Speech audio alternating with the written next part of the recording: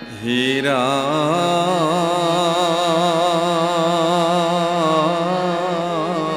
মোরা রাম তোমার সদৃশ যার শ্রীকৃষ্ণ তো মন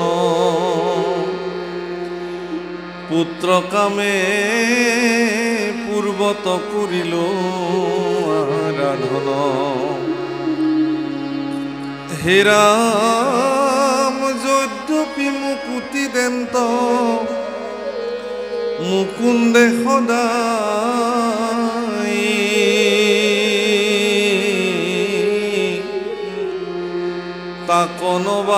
তাকনবাঞ্ছিল পূর্বে পুত্র আশাই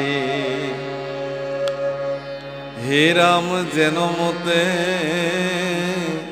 তৰুৱাৱে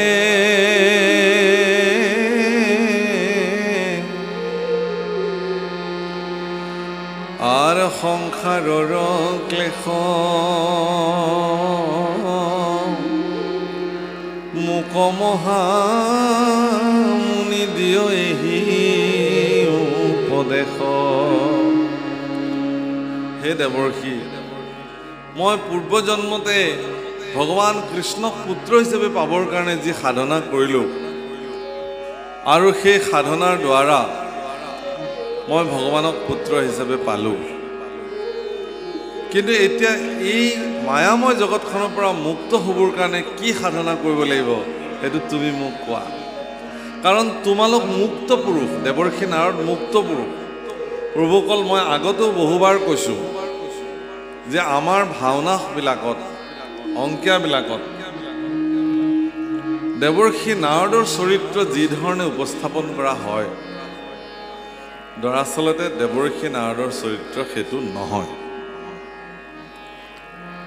অত্যন্ত টুটুকীয়া এটা ধেমেলীয়া কৌতুক চৰিত্ৰ হিচাপে আমি দেৱৰ্ষি নাৰদক উপস্থাপন কৰিবলৈ যত্ন কৰোঁ যে আমুকে বৰ ধুনীয়া নাৰদ গায় দেই চাবচোন ধুনীয়া নাৰদ গায় মানে কিমান ফটুৱামি কৰিব পাৰে নাৰদৰ চৰিত্ৰ লৈ কিমান ধেমালি কৰিব পাৰে সেইটোৱে ভাল নাৰদৰ চৰিত্ৰ বুলি আমি ভাবি লওঁ কিন্তু মোৰ এটা বিনম্ৰ আপোনালোকৰ প্ৰতি নিবেদন যে দেৱৰ্ষি নাৰদৰ চৰিত্ৰ এইটো মুঠেই নহয় পৃথিৱীত বৰিষ্ঠ ভক্তসকলৰ গুৰু দেৱৰ্ষি নাৰদ মহৰ্ষি বেদব্যাসৰ গুৰু দেৱৰ্ষি নাৰদ মনত ৰাখিব ধ্ৰুৱৰ গুৰু দেৱৰ্ষি নাৰদ প্ৰহ্লাদৰ গুৰু দেৱৰ্ষি নাৰদ দশপ্ৰচেতাৰ গুৰু দেৱৰ্ষি নাৰদ এনেকুৱা বৰিষ্ঠ যিবিলাক ভক্ত জগতত আছে সেই প্ৰত্যেকৰে গুৰু দেৱৰ্ষি নাৰদ ঈশ্বৰৰ আজ্ঞা গতিকে দেৱৰ্ষি নাৰদ এজন সাধাৰণ পুৰুষ নহয় গতিকে দেৱৰ্ষি নাৰদ যদি ইমান পাতল আৰু উতনুৱা হয় তেতিয়াহ'লে তেওঁ কেনেকৈ ইমান গভীৰ আসন এখনত গুৰু আসনত অধিষ্ঠিত হৈ থাকে দেৱৰ্ষি নাৰদ ভব্য গব্য দেৱৰ্ষি নাৰদৰ আটাইতকৈ মন কৰিবলগীয়া চৰিত্ৰ এইটোৱেই যে দেৱৰ্ষি নাৰদ সদায় সত্যনিষ্ঠতাৰ ভিত্তিত তেওঁ প্ৰতিষ্ঠিত হৈ থাকে যি কয় হুবহু সঁচা কথাখিনি য'ত ক'ব লাগে কৈ দিয়ে সেইকাৰণে আজিও দেৱৰ্ষি নাৰদৰ জন্মদিনক বিশ্ব সংবাদ দিৱস হিচাপে পালন কৰা হয় অৰ্থাৎ দেৱৰ্ষি নাৰদ বিশ্ব ব্ৰহ্মাণ্ডৰ প্ৰথমগৰাকী সত্যনিষ্ঠ সাংবাদিক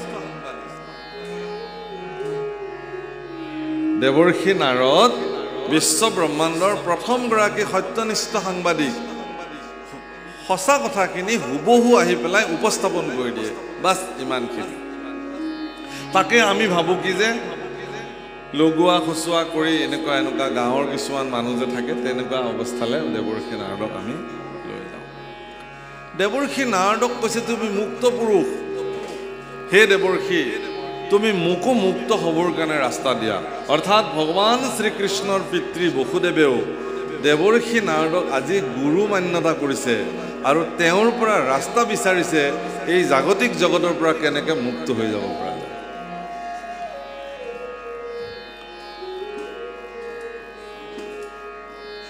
হে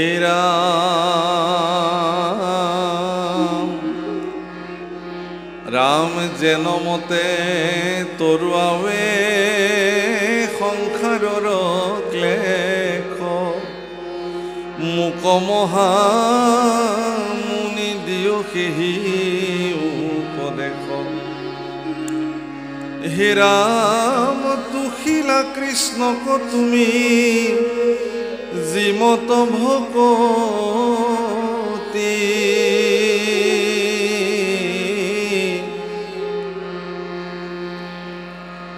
আমাক শিখায়ো তাক সমস্তে সম্প্ৰতি হে ৰাম যেন বসুদেৱ হেন পুছিলা হৰিষি হৰিস্মৰি প্ৰীতি ভৈলা আতি দেৱঋষি হে ৰাম পুলকিত তনু মনে মিলি লয়াল হাদ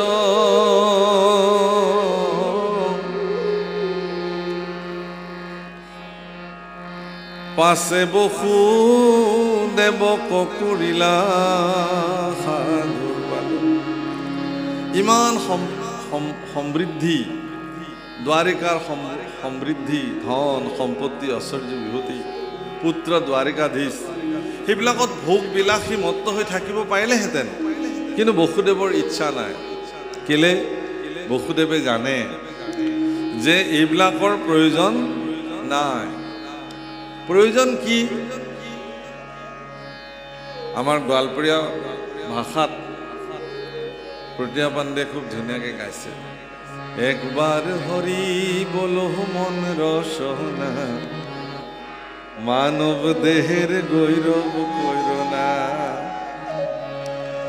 একবাৰ হৰি বলো মন ৰসনা মানব দেহেৰ গৈৰব কৈৰনা ৰচনা মানে জিভা সেই জিভা এবাৰ হৰি বোলাচোন মাত্ৰ এবাৰ বুলি চোৱা তোমাৰ ইখন জিভাত যে কিমান ৰসগোল্লা দিলা কিমান বিচাৰি বিচাৰি মিঠাই খালা কিমান অন্ন ব্যঞ্জন অকমান জ্বলা কম হোৱাহেঁতেন বেছ হ'লহেঁতেন অকমান নিমখটো বেছি হোৱাহেঁতেন আৰু ভাল হ'লহেঁতেন এনেকৈ জুখি জুখি জিভাখনক এনেকুৱাকৈ লাই দিলোঁ এটা সময়ত ডাক্তৰে ক'লে আপুনি আজিৰ পৰা আমুক আমুক আমুক আমুক নাখাব দেই খালেই আপোনাৰ দিগদাৰ আছে হে ভগৱান কি পাল্লাত পৰিলোঁ সেই জিভা তই ইমান সোৱাদ সোৱাদ বুলি এইবোৰ খালি এতিয়া খা তই ইচ্ছা কৰিলেও তোক মই দিব নোৱাৰোঁ খুব মনটো মাৰি পেলাই কয় আৰু মোৰ চাহত চেনি নিদিব হ'ব দিয়ক গোল্লাটো থাকক দিয়ক চেপি পেলাই হ'লেও খাম আৰু তাৰমানে কি ইমান মন যায় আগতে নিয়ন্ত্ৰণেই নকৰিলোঁ জিভাত এতিয়াতো একদম পুৰা বৰ্ডাৰ পাৰ হৈ গ'ল বোলে যে বৰ্ডাৰ পাৰ হৈ গ'ল আনচিকিউৰ্ড ফিল কৰিলে নিৰাপত্তাহীন জীৱন সেইকাৰণে কৈছে মানৱ দেহা মাহাতীৰৰ ভাণ্ড ভাঙিলে হবে খন্দৰ খন্দ মানৱ দেহা মাতীৰৰ ভাণ্ড ভাঙিলে হবে খন্দৰ খন্দ ভাঙলে দেহা জোড়া মিলবে না ওই একবার হরি বলো মন বাহারে বার বেলা ডুবিলে হবে অন্ধকার বেলা ডুবিলে হবে রাত্রি সঙ্গে নাই তোর সঙ্গের সাথী বেলা ডুবিলে হবে রাত্রি সঙ্গে নাই তোর সঙ্গের সাথী সঙ্গের সাথী কেউ তোর হবে না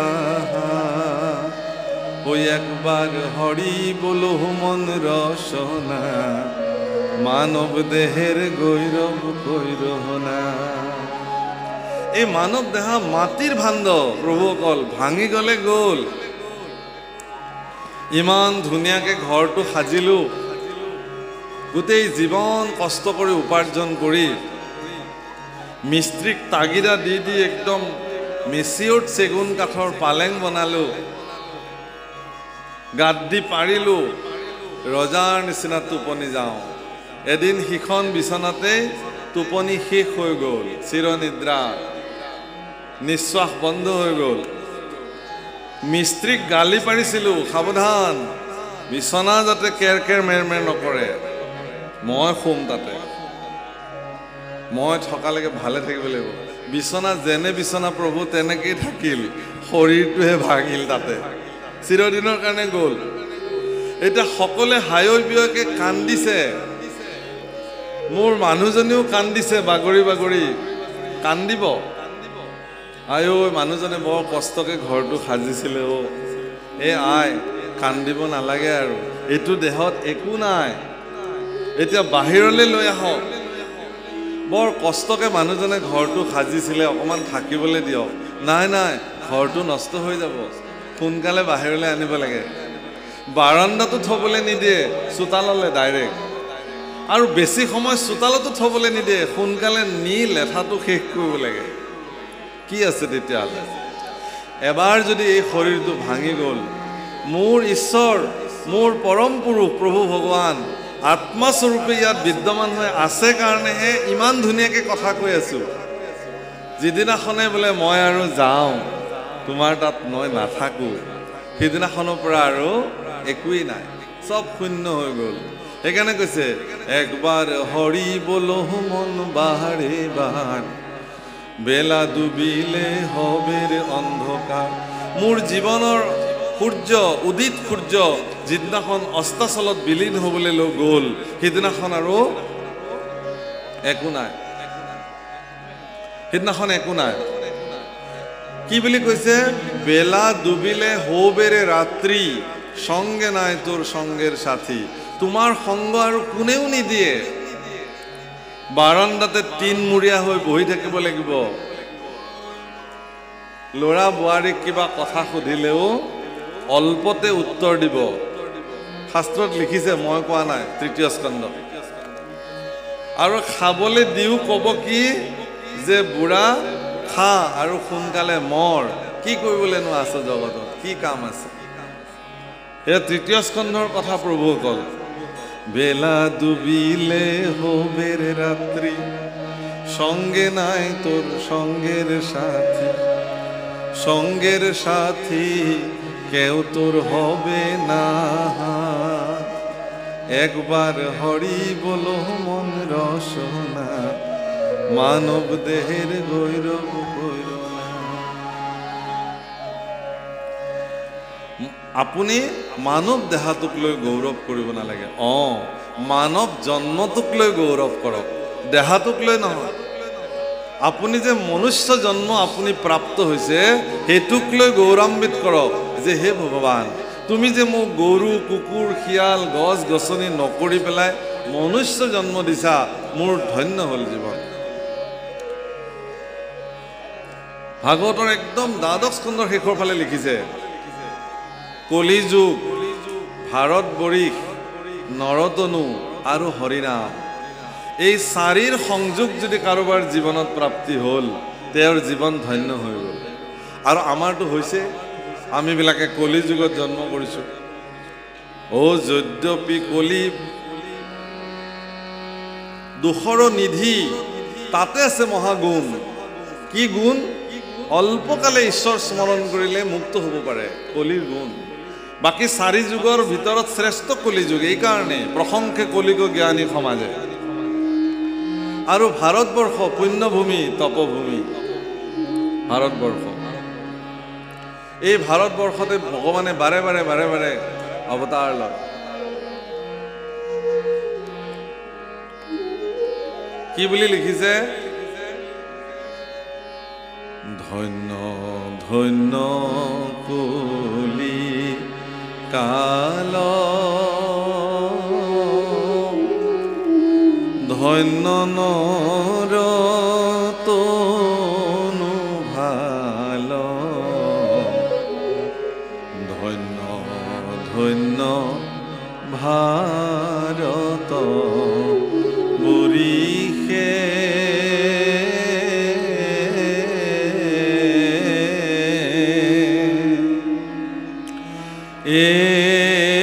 জপতপ যোগ্যতে যি তোমাৰ চৰণে ভজি, তোৱা গুণ ঘোষি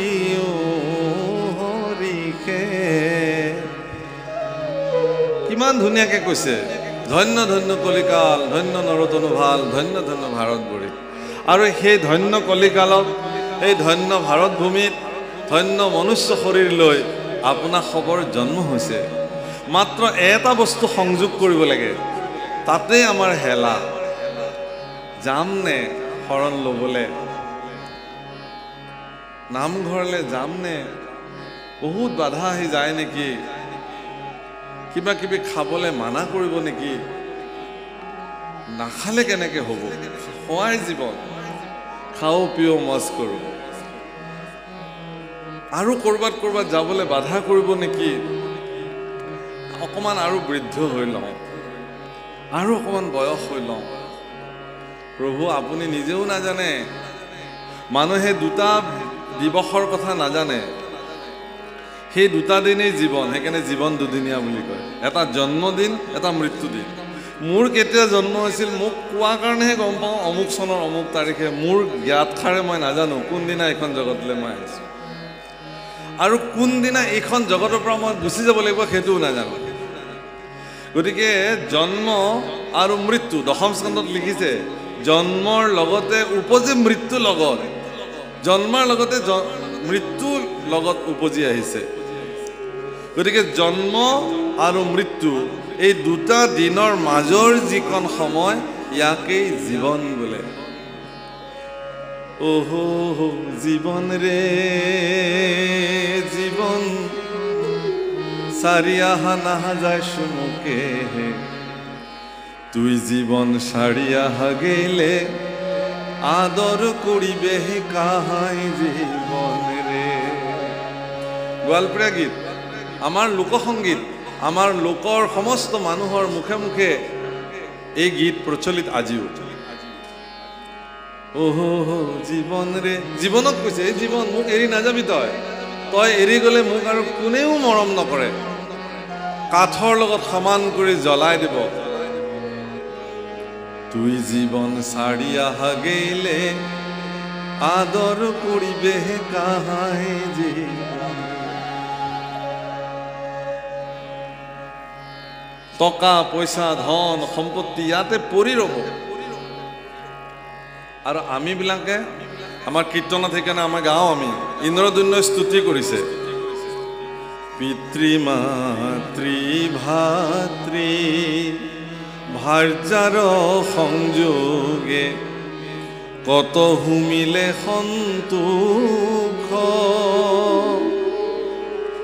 তাহাৰ বিয়োগে কত সুখে কান্দো, পায়া মহায় সন্তোষ।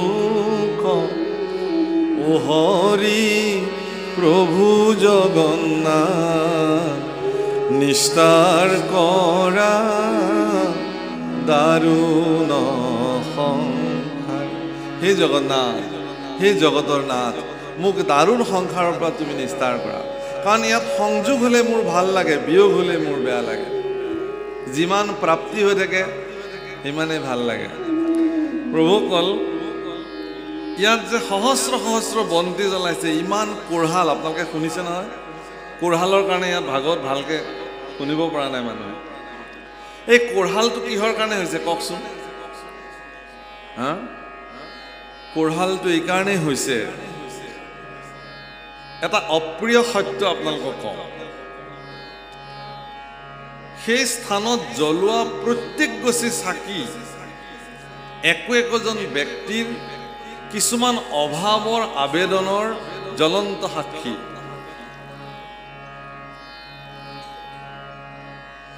হে প্ৰভু, কাইলৈ ইণ্টাৰভিউ আছে মোৰ ল'ৰাটোৰ, তুমি চাবা। আৰু ল'ৰাবিলাকে পঢ়ক বা নপঢ়ক, সি ইণ্টাৰভিউত বহিবলৈ পঢ়িবওতো লাগিব। সি ধদুৱা কোবাই ফুৰি আছে গোটেই দিন, মাক বাপেকে জোৰ জবস্তি কাইলৈ পৰীক্ষা দিবলৈ পঠিয়াব, আৰু ইয়াত ফুলনি থানত আহি ল'ৰাটোৰ ইণ্টাৰভিউত পাছ কৰিব লাগে বুলি এগছি চাকি জ্বলাই থৈ গ'ল। আৰু চাকি গছিও জ্বলি জ্বলি, প্ৰভু মই সাক্ষী, অমুক আইগৰাকীয়ে অমুক বাপ জনাই তেওঁৰ ল'ৰাটোৰ ইণ্টাৰভিউ পাছ কৰিবৰ কাৰণে মোক জ্বলাই থৈ গৈছে। হয় নহয় কওক? প্ৰতিগছি চাকি একো অভাৱৰ আবেদন ভগৱানৰ ওচৰত। আমি নাজানো, নাভাবো যে তুমি অন্তৰ্যামী, মোৰ ভিতৰত তুমি আছা, মোক কি প্ৰয়োজন তুমি জানা। এই কথাটো নাজানি পেলাইহে আমি ভগৱানক ক'বলৈ আহিছোঁ ফুলনি থানলৈ, আমাৰ কি কি অভাৱ, সেই অভাৱবিলাক তুমি পূৰণ কৰা। কাৰণ অভাৱৰ সীমা নাই, শেষ নাই। কিন্তু ইয়াত এনেকুৱা চাকিও হয়তো জ্বলিছে দেই, মই নকওঁ নাই বুলি। এনেকুৱা কেইগছিমান চাকি ইয়াত জ্বলিব পাৰে, জ্বলিছে, যে হে ভগৱান, আজিৰ তাৰিখলৈকে তুমি মোক যিমান দিছা, মোৰ প্ৰয়োজনতকৈ তুমি মোক বেছিকৈ দিছা। তাৰ কাৰণে মই তোমাৰ ওচৰত কৃতজ্ঞতা জনাবৰ কাৰণে এই ভকতি প্ৰদীপ গুচি তোমাৰ চৰণত প্ৰজ্বলিত কৰি দিলোঁ। দি এই মহা ফুলনি থানৰ মহাগুৰু আসনৰ দিব্য গুৰু আসনৰ সন্মুখত মই মোক সমৰ্পিত কৰিলোঁ তোমাৰ চৰণত। এনেকুৱা চাকি কিমান গুচি জ্বলিছে বুলি আপোনালোকে ভাবে? আচলতে এনেকুৱা চাকিহে নামঘৰত, মন্দিৰত, মঠত, পীঠত জ্বলিব লাগে। প্ৰাৰ্থনা যদি কৰিবই খুজিছে, ভগৱানৰ পৰা যদি কিবা বিচাৰিবই খুজিছে, তেতিয়াহ'লে বিচাৰক। কি বুলি? সৰ্বে ভৱন্তু সুখিনঃ, সৰ্বে সন্তু নিৰাময়া, সর্বে ভদ্রাণি পশ্যন্তু, মা কশ্চিৎ দুঃখভাগ ভবেৎ। ওম শান্তি শান্তি শান্তি। হে ভগৱান, তুমি সকলোৰে মংগল কৰি দিয়া। সৰ্বে ভৱন্তু সুখিনঃ, সকলোৱে সুখেৰে থাকক, আনন্দৰে থাকক, সকলো নিৰোগী হৈ থাকক, সকলোৱে সকলৰ ভাল দেখক। বাছ ইমানখিনি প্ৰাৰ্থনা। তাত কিন্তু আপোনাৰ ব্যক্তিগত আবেদন অলপো নাই। বাপসকল, আইসকল, যিজন ব্যক্তিয়ে আনৰ কাৰণে ভগৱানৰ ওচৰত প্ৰাৰ্থনা কৰিব পাৰে, সেইজন ব্যক্তিক ভগৱানে কি কৃপা নকৰিব বুলি ভাবে নেকি? যিজনে কেৱল নিজৰ স্বাৰ্থৰ কাৰণে ভগৱানৰ ওচৰত আহে, তেনেকুৱা স্বাৰ্থযুক্ত আবেদন ভগৱানে স্বীকাৰ নকৰিবও পাৰে। তৃতীয় স্কন্ধত ভক্তি যোগ বুলি এটি অধ্যায় ভগৱান কপিলে মাতৃ দেৱহূতিৰ আগত ভক্তি যোগৰ বৰ্ণন কৰিছে। তাত ভক্তিক দুই প্ৰকাৰে বিভাজিত কৰিছে, সগুণ ভকতি আৰু নিৰ্গুণ ভকতি। সগুণ ভকতিক মুখ্যতঃ তিনি প্ৰকাৰে ভাগ কৰিছে, তামসিক ভকতি, ৰাজসিক ভকতি আৰু সাত্বিক ভকতি। ইয়াৰে আচৰিত লাগে তামসিক ভক্তি সম্পৰ্কে পঢ়িলে। পৰক মাৰিবে পতি, মনতো সংকল্প কৰে, দম্ভ বা মৎখৰ অতিশয়। ঐ তিনি প্ৰকাৰে ভক্তি, কৰিলে সাত্বিক বুলি, নিষ্ঠে মই কহিলোঁ। ক্ৰোধ ভেদত তিনিতে আছে, ক্ষমা কৰিব। ই তিনি প্ৰকাৰে মানে ভক্তি ক্ৰোধ ভেদত তিনিতে আছে। কেনেকুৱা? পৰক মাৰিবে প্ৰতি মনত সংকল্প কৰে। মানে এনেকুৱা চাকিও মানুহ জ্বলাব পাৰে যে অমুকৰ মৃত্যু হওক, অমুকৰ ক্ষতি হওক, অমুক মানে বৰবাদ হৈ যাওক, এনেকুৱা চাকিও মানুহ জ্বলাই ভগৱানৰ ওচৰত প্ৰাৰ্থনা কৰিব পাৰে। এইটোক তামসিক ভক্তি বুলি কয়। আৰু মই ভালে থাকিব লাগে, ভাল খাব লাগে, ভাল পিন্ধিব লাগে, ভাল কৰিব লাগে, এইটো ৰাজসিক ভক্তি। পাপবিলাক মোৰ নাশ হওক, ভগৱন্ত মোৰ প্ৰতি সুপ্ৰসন্ন হৈ থাকক, এইটো সাত্বিক ভকতি। কিন্তু ইয়াকো প্ৰয়োজন নাই বুলি কৈছে গুৰুজনাই। তেতিয়াহ'লে প্ৰয়োজন কি? প্ৰয়োজন হ'ল একবিধ মাত্ৰ কোনো নিৰ্গুণ ভকতি। প্ৰভুসকল, নিৰ্গুণ শব্দৰ অৰ্থ গুণহীন নহয়, নিৰাকাৰ শব্দৰ অৰ্থ আকাৰহীন নহয়। নিৰাকাৰ মানে সকলো আকাৰ য'ৰ পৰা উৎপত্তি হৈছে সেই উৎসটোকে নিৰাকাৰ বোলে। সেইকাৰণে আমাৰ ভগৱান আকাৰহীন নহয়, আমাৰ ভগৱানৰ স্বৰূপ আছে। বেলেগ কোনোবা ধৰ্মৰ ভগৱানবিলাকক আকাৰহীন বুলি কৈ আমাৰ ভগৱানৰ লগত মিলাবলৈ আহে, নিমিলে। কিন্তু আমাৰ ভগৱানৰ আকাৰ আছে। মহাপুৰুষ শংকৰদেৱ গুৰুজনাই কীৰ্তনৰ ধ্যান বৰ্ণনৰ দ্বিতীয় কীৰ্তনত ভগৱানৰ সম্পূৰ্ণ উপাস্য মূৰ্তি মন্ত্ৰময়ভাৱে বাণীময়ভাৱে নিৰ্মাণ কৰিছে, চৰণৰ পৰা শিৰলৈকে বৰ্ণন কৰিছে। আৰু কীৰ্তনৰ প্ৰাৰম্ভণিতে কি বুলি কৈছে? তজু নাভি কমলত ব্ৰহ্মা ভৈলা জাত যুগে যুগে অৱতাৰ ধৰা অসংখ্যা। তাৰমানে তোমাৰ নাভি আছে, তজু পাদ দোকে গংগা ভৈলা উতপতি তোমাৰ চৰণ যুগল আছে, শংখ চক্ৰ গদা পদ্ম কৰতো তোমাৰ হাতো আছে। মানে ভগৱানৰ এটা মূৰ্তি আছে, সেই মূৰ্তিটোক কোনোবাই দাৰুময় কৰি পূজা কৰিব পাৰে, মানে কাঠেৰে নিৰ্মাণ কৰিব পাৰে, যেনে জগন্নাথত আছে। কোনোবাই মাটিৰে নিৰ্মাণ কৰি ল'ব পাৰে, তাক মৃন্ময় বোলে। কোনোবাই আঁকি ল'ব পাৰে ছবিৰে, সেইটো চিন্ময় হ'ব। কোনোবাই সোণেৰে আঁকি ল'ব পাৰে, সেইটো বনাই ল'ব পাৰে, স্বৰ্ণময় হ'ব। আৰু কোনোবাই মনত শুদ্ধ মন্ত্ৰৰ দ্বাৰা ভগৱানক ৰূপ চিন্তা কৰিব পাৰে, তাক মন্ত্ৰময় মূৰ্তি বা বাণীময় মূৰ্তি বোলে, মানস মূৰ্তি। মুঠতে মূৰ্তিৰ উপাসনা আমাৰ ধৰ্ম ব্যৱস্থাত আছে, মাত্ৰ ভিন্ন ব্যৱস্থাত ভিন্ন ধৰণে ভগৱানৰ মূৰ্তিক মানুহে উপাসনা। গতিকে আমি ভগৱানক বাংময় মূৰ্তি, ঈশ্বৰৰ মানস মূৰ্তি হৃদয়ত আমি ধ্যান কৰোঁ। মহাপুৰুষে এইটো আমাক ব্যৱস্থা দিছে। এতিয়া যিটো মানে অলপ চোকা ছাত্ৰ, তাক মাষ্টৰে আকাৰ ইংগিত দিলেও বুজি পায়, কিন্তু একেবাৰে কম বুজা ছাত্ৰজনক অকল আকাৰ ইংগিত এনেকৈ বুজি নাপায়, অলপ ভালকৈ দেখুৱাব লগা হয়। গতিকে ভগৱানৰ মূৰ্তিটোক হৃদয়ত উপস্থাপন কৰিবৰ কাৰণে কোনোবাই কাঠেৰে, কোনোবাই শিলেৰে, কোনোবাই সোণেৰে, কোনোবাই মাটিৰে নিৰ্মাণ কৰিব পাৰে। মূৰ্তিক নাচায় মানুহে, মূৰ্তিৰ ভিতৰত থকা চৈতন্য স্বৰূপক মানুহে দৰ্শন কৰে। সেইকাৰণে দেখা আৰু চোৱাৰ মাজত পাৰ্থক্য আছে। দেখাটোক দৰ্শন কৰা বুলি কয়। আমি তীৰ্থ দৰ্শন কৰিবলৈ যাওঁ, তীৰ্থ চাবলৈ নাযাওঁ। তীৰ্থত থকা ভগৱানৰ স্বৰূপক আমি দৰ্শন কৰোঁ মননশীল দৃষ্টিৰে, জ্ঞানৰ দৃষ্টিৰে। আজি এইখন কাঠৰ নিৰ্মিত গুৰু আসনতে সাক্ষাৎ ভগৱান বিদ্যমান হৈ আছে বুলি মানস দৃষ্টিৰে দৰ্শন কৰিছোঁ।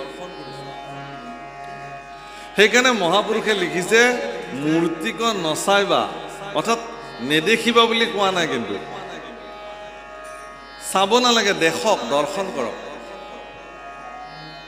আপুনি তীৰ্থস্থানলৈ গ'লে আপুনি দেখিব, আৰু জগন্নাথলৈ যায় মানুহ, হাজাৰ হাজাৰ মানুহ যায়, তাত দৰ্শন কৰে ভগৱান চৈতন্য স্বৰূপ। তাত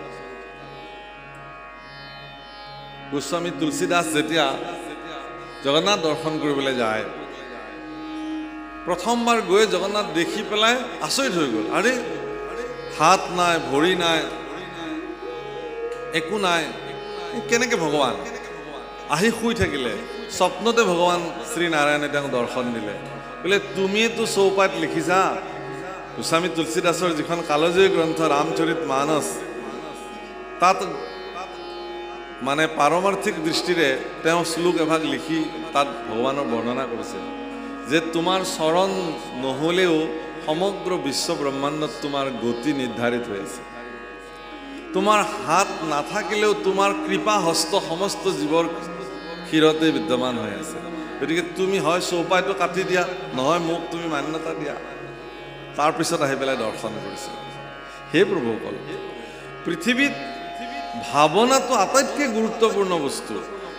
ভাৱনাপূৰ্বক ভগৱানক আপুনি কৃত্ৰিমভাৱে বুজিব নোৱাৰে, কেতিয়াও মানুহক দেখুৱাকৈ ভগৱানক বুজিব নোৱাৰে, অন্তঃকৰণে ভাৱনাৰে।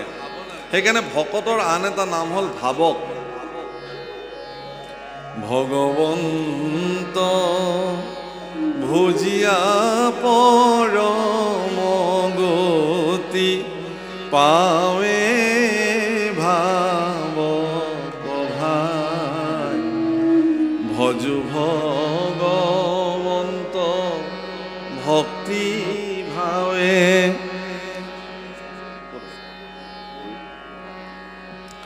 ভগৱন্ত সেই ভাৱক ভাই, ভকতসকলক ভাৱক বুলি কৈছে। আপোনালোকৰ ভিতৰত ভাৱনা জাগৃত হয় কাৰণে আপোনালোক ভাবক। যদি ভাৱনাই জাগৃত নহয়, কেৱল চঞ্চল মনৰ দ্বাৰা কেতিয়াও ভগৱানক বুজিব নোৱাৰে। ভাৱনাৰ দ্বাৰাহে ভগৱানক, ভাৱনাপূৰ্বক। সেইকাৰণে ভাৱনাক জাগৃত কৰিবৰ কাৰণে মহাপুৰুষে ভাওনাৰ সৃষ্টি কৰিছিল। আমাৰ গাঁৱৰে ল'ৰা, আমুকৰ ল'ৰা, কিন্তু ভাওনাত যেতিয়া কৃষ্ণ হৈ ওলালে তেতিয়া আৰু আমুকৰ ল'ৰা বুলি নাচায়, সাক্ষাৎ ভগৱান বুলি ক্ষমা কৰে। ভাৱনাৰ উত্তৰ। আজি সেই একেই ভাৱনাৰে সাক্ষাৎ ঈশ্বৰ গণ্য কৰি দেৱৰ্ষি নাৰদক বসুদেৱে সুধিছে যে তুমি মোক উপায় দিয়া, তুমি মোক উপদেশ দিয়া হে গুৰুদেৱ। গুৰু বুলি মান্যতা কৰিছে যে মই এই জাগতিক জগতৰ পৰা কেনেকৈ মুক্ত হৈ যাম। হে ৰাম ধন্য ধন্য সাৰ বুদ্ধি কৰিলানি চয়, পুছিলা পৰম ভাগৱত ধৰ্মচয়ী। হে ৰাম জগত পবিত্ৰ কৰে যাহাৰ স্মৰণে,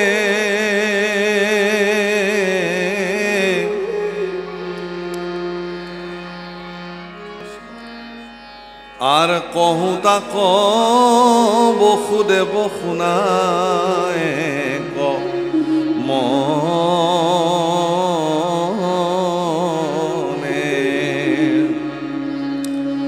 ৰাম শুনে বা ভনে বা জীৱা জনে মনে স্মৰে, আনে বা গাৱন্তে যদি অভিনন্দা কৰে। হে ৰাম সবাকোতে খনে কৰে পৰম পবিত্ৰ, দেখা ভাগৱত ধৰ্ম কিনো বিপৰীত।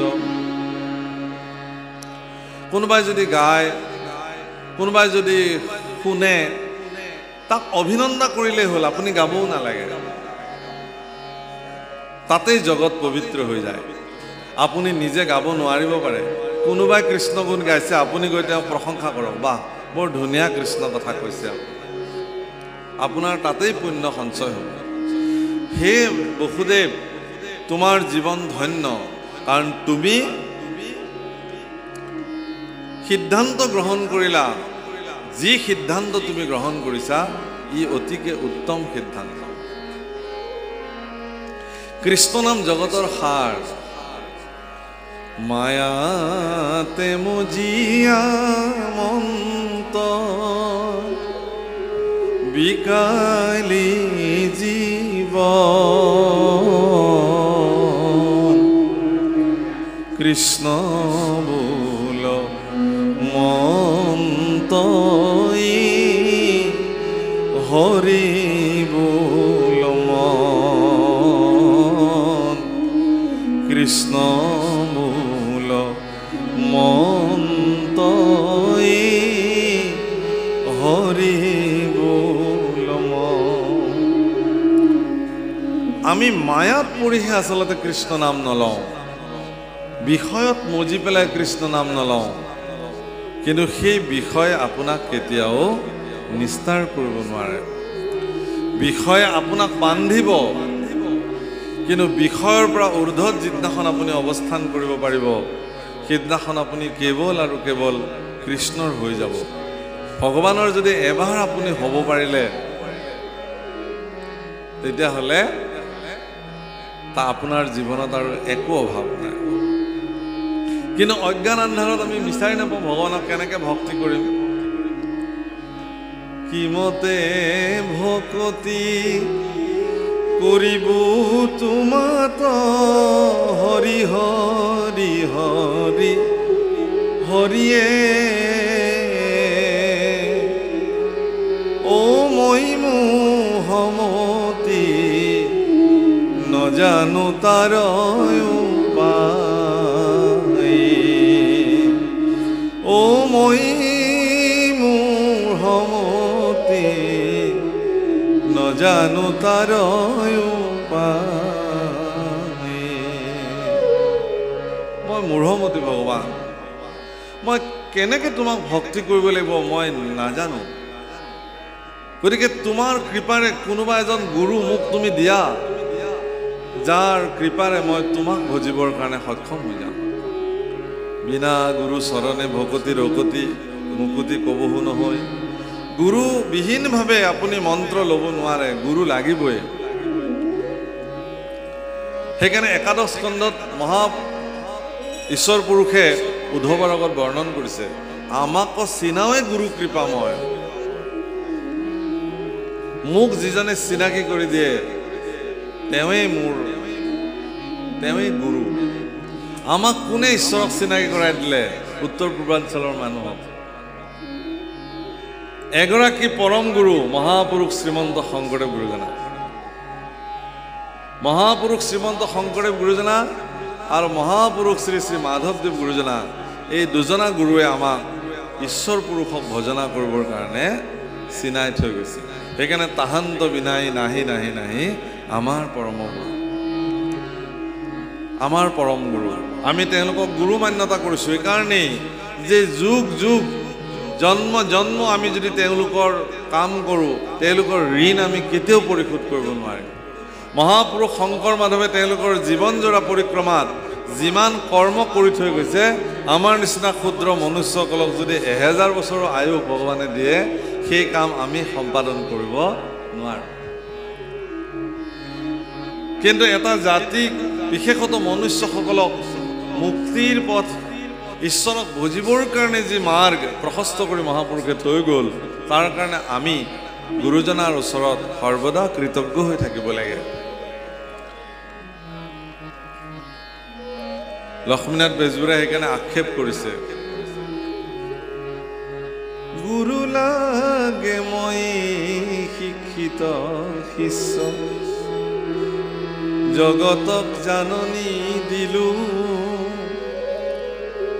জগতৰে গুৰু শ্ৰী শংকৰ ঘৰতে, অন্ধলাই নেদেখিলো হে গুৰু শংকৰ, গুৰু শংকৰ।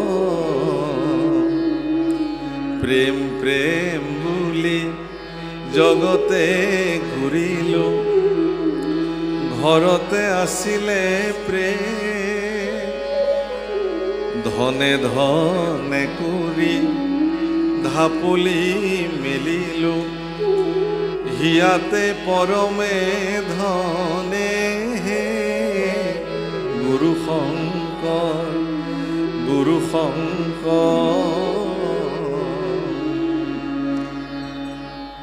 খুব ধুনীয়াকে গংগা যমুনা স্নানিলো যতনে, গয়া কাশী তীৰ্থ গৈলো, হিয়াৰে ঈশ্বৰ হিয়াতে আছিলে, কৰবাত বিচাৰি মইলো হে গুৰু শংকৰ, গুৰু শংকৰ। বেলেগ একো নালাগে, বেজবৰুৱাদেৱৰ এই গীতটো যদি আমি প্ৰত্যেকজন অসমীয়া মানুহে যদি অলপমান যদি গভীৰ দৃষ্টিৰে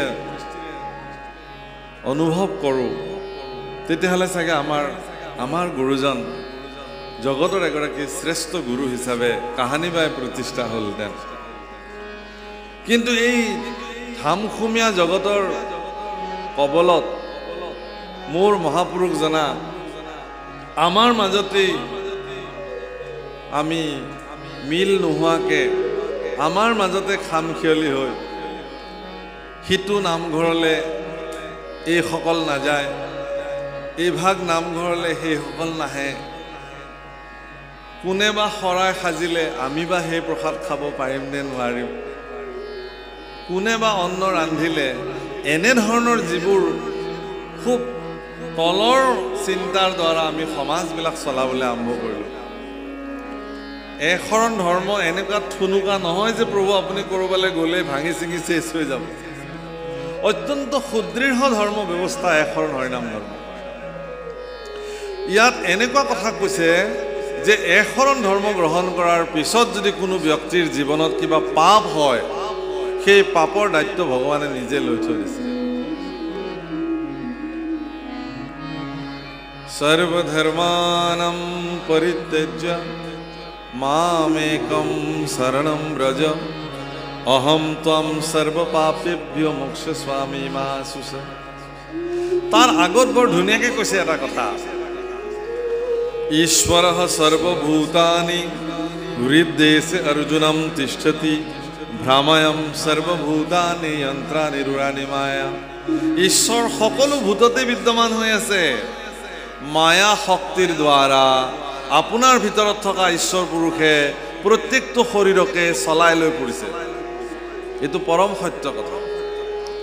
সেইকাৰণে কৈছে মন মনা ভৱ মদভক্ত মৰ্যাজি মাং নমস্কুৰু মামৈ বৈশ্যসি সত্যং তে প্ৰতিজান প্ৰিয়সি মে। তুমি মোকেই ভজা, মোকেই সেৱা কৰা, মোকে নমস্কাৰ কৰা, মোক তুমি পাবা। মোতে মাত্ৰ সদা দিয়া মন মোৰ ভক্ত হোৱা সৰ্বক্ষণ। নামঘোষাত লিখিছে মাধৱ পুৰুষে, চাব আপোনালোকে চবেই জানে, গায় এইবিলাক। গতিকে যি কি নহওক, হে বসুদেৱ, তোমাৰ সিদ্ধান্ত অতি উত্তম, মই ইয়াক প্ৰশংসা কৰিছোঁ। এই বুলি দেৱৰ্ষি নাৰদে প্ৰশংসা কৰিছে। হে ৰাম পুছিলায়া পুনি বেদান্তৰ যিটো সাৰ, ও আমাকো কৰিলা কিনো মহায়ুপকাৰ। হে ৰাম সুমৰাইলা আজি মোক পৰম হৰি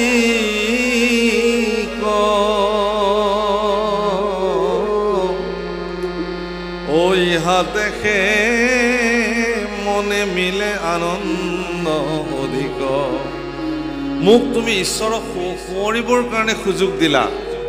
হে বাপসকল, আজি যদি ফুলনি থানৰ বাপসকলে এই অভাজনক যদি ইয়ালৈ আমন্ত্ৰণ নকৰিলেহেঁতেন, তেতিয়াহ'লে এইখিনি সময় মই হয়তো কিবা বেলেগ কথা পাতি থাকিলোহেঁতেন। গতিকে এই যে 7 বজাৰ পৰা এতিয়ালৈকে ভাগৱত সন্মুখত লৈ কেৱল আৰু কেৱল কৃষ্ণ গুণ গাই আছোঁ, এই সুযোগকণ যে আপোনালোকে দিলে, তাৰ কাৰণে আপোনালোকে বাৰু মোক ধন্য কৰা নাইনে? কৃপা কৰা নাইনে? যদি এইখিনি সুযোগ নেপালোহেঁতেন, এইখিনি সময় হয়তো মই বিষয় কৰ্মত মজি থাকিলোহেঁতেন। কিন্তু মোৰ এই জীৱনৰ যিখিনি সময় ইয়াত বহি এই সপ্ত বৈকুণ্ঠ স্বৰূপ গুৰু আসনৰ সন্মুখত দিব্য ভক্তি প্ৰদীপ প্ৰজ্বলিত হৈ আছে, আৰু আপোনাৰ খবৰ দৰে বৈকুণ্ঠৰ পাৰিষদ স্বৰূপ ভক্তসকলৰ শ্ৰীচৰণত আমাৰ দৰে এজন মূঢ়মতীয়ে কৃষ্ণ কথা অনৰ্গল কৈ থকাৰ কাৰণে মোৰ জীৱনৰ এই সময়কণ মোৰ আয়ুস কালৰ কাৰণে অত্যন্ত মূল্যৱান সময় হিচাপে হিচাপ হ'ব, বিবেচিত হ'ব।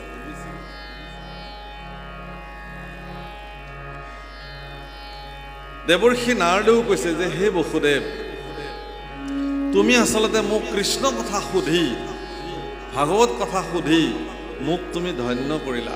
তোমাৰ কি হয় মই নাজানো, কিন্তু মোৰ ধন্য হ'ব, কাৰণ মই এতিয়াতো কৃষ্ণ কথা কওঁ তোমাক। ঘৰলৈ কোনোবা ভক্ত আহিছে, আপুনি পাদ্য অৰ্ঘে পুজি তেওঁ সেৱা লৈছে, লৈ সুধিছে বাপ ক'ৰ পৰা কেনেকৈ অহা হ'ল? বোলে অকণ বজাৰলৈ আহিছিলোঁ, বোলে এবাৰ আপোনাৰ তাতে সোমাই যাওঁ, বৰ ভাল কৰিলে। কিয় বা অহা হৈছিলে বজাৰলৈ?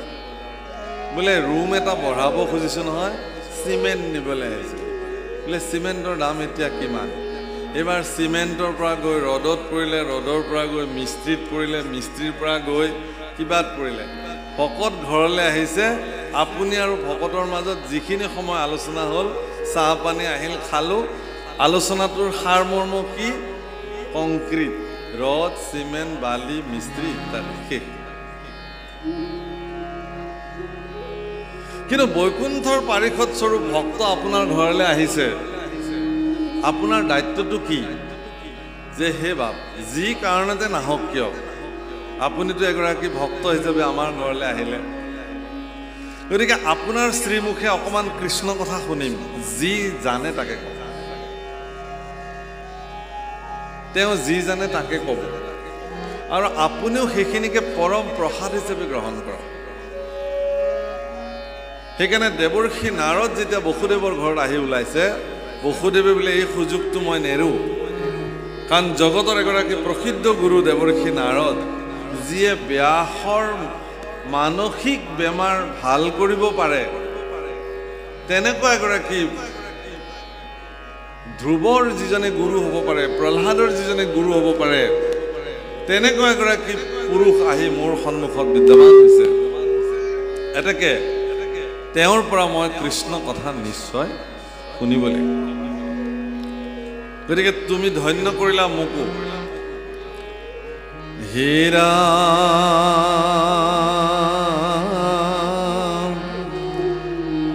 আর শুনা পুরাতন কথা করু আশীর্বাদ নিমিনব সিদ্ধ যেন মিলিল সম্বাদ হীরাম পরম পবিত্রকারী নাহি জাত পরে